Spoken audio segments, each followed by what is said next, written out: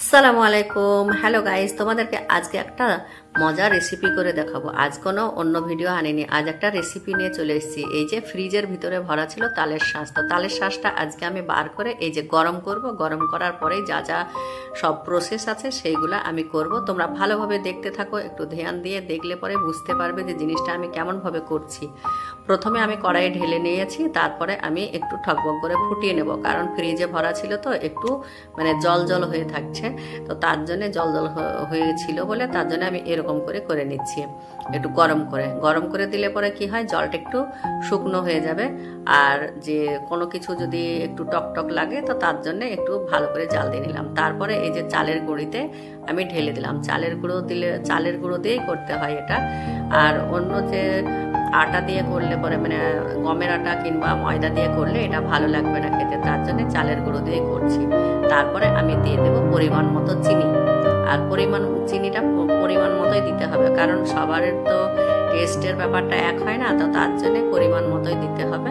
আমি দিয়ে দিচ্ছি এই চামচের 3 চামচ মতো চিনি।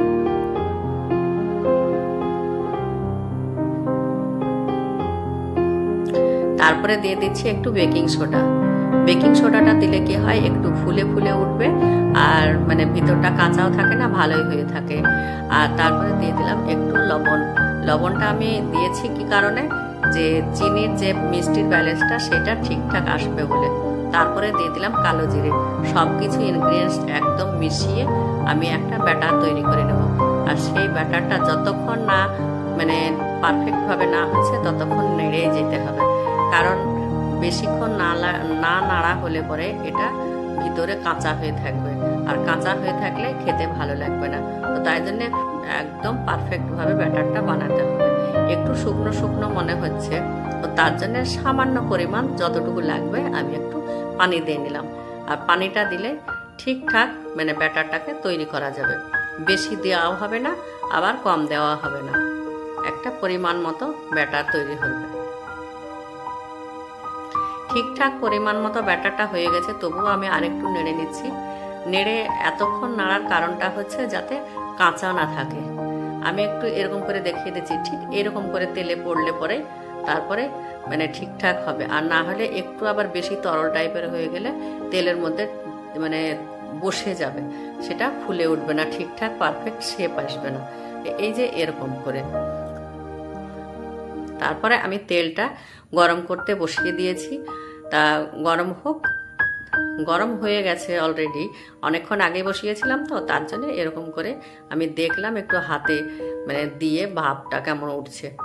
এবার আমি পরপর এই ব্যাটারটা আমি ছোট ছোট করে একটা শেপ করে, যে তালের যে মিষ্টি ফুলরি টুলরি করে বড়া টড়া করে, তা সেরকম করে আমি দিয়ে দিচ্ছি তেলের মধ্যে সম্পূর্ণ দেওয়া হয়ে গেলে একটু উল্টিয়ে দিতে হবে। উল্টানোর কারণ হচ্ছে দুই মুখটা ঠিকঠাক ভাবে তেলে ভাজা হচ্ছে কিনা সেটা দেখতে হবে।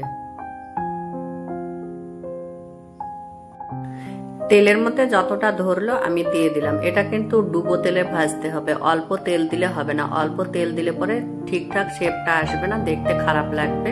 তবে খেতে খারাপ লাগবে না, দেখতে খারাপ লাগবে। আর এবার নিচটা হয়ে গেছে গোল্ডেন গোল্ডেন কালার হয়ে গেছে, তো তার জন্য আমি উল্টিয়ে দিচ্ছি ওই উপর দিকটা আবার ওরকম কালার আনার জন্য। এরকম করে উল্টিয়ে পাল্টিয়ে ভেজে নিয়ে, আর কাঁচাতে উল্টালে হবে না, যখন শক্ত হয়ে আসবে তারপরে তখন উল্টাতে হবে একটা একটা করে। সম্পূর্ণ একবারে উল্টে দিতে গেলে পুরো বড়ার শেপটা ভেঙে যাবে, নষ্ট হয়ে যাবে, আর ভিতরে তেলগুলা ঢুকে যাবে। তার জন্য আস্তে আস্তে এরকম করে উল্টাতে হয়। তারপরে এটা গোল্ডেন ব্রাউন হওয়া পর্যন্ত এটাকে ভাজতে থাকতেই হবে। যখন ঠিকঠাক একবারে গোল্ডেন ব্রাউন হয়ে যাবে আর তারপরে এটাকে তুলে নিতে হবে। তো এই যে এরকম করে নেড়ে চেড়ে ভেজে নিতে হবে। আর এই যে জিনিসটা এত সুন্দর টেস্ট হয় তা বলার নেই। একবার বাড়িতে অবশ্যই তোমরা ভেজে দেখো, ঠিকঠাক প্রসেসে করো, খুবই ভালো লাগবে খেতে।